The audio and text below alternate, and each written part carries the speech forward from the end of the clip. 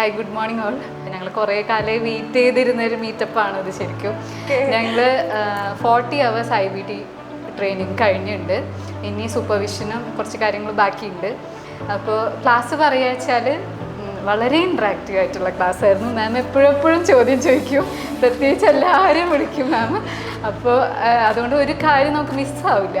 പിന്നെ എല്ലാ കാര്യങ്ങളും മാമിൻ്റെ എക്സ്പീരിയൻസ് ആണ് മാം നമുക്ക് പറഞ്ഞു തരാം. ഇന്ന കുട്ടിക്ക് ഇന്ന രീതി വന്നു എന്നൊക്കെയുള്ള രീതിയിൽ മാമിൻ്റെ ക്ലയൻസിൻ്റെ കാര്യങ്ങളാണ് നമുക്ക് പറഞ്ഞുതരാം.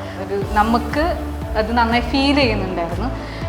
പിന്നെ ഞാൻ ന്യൂലി പാരൻ്റാണ്, അതുകൊണ്ട് എനിക്കും നല്ലൊരു പാരൻറ്റിങ് ഇതിലൂടെ നടത്താൻ പറ്റും എന്ന് തോന്നുന്നുണ്ട്.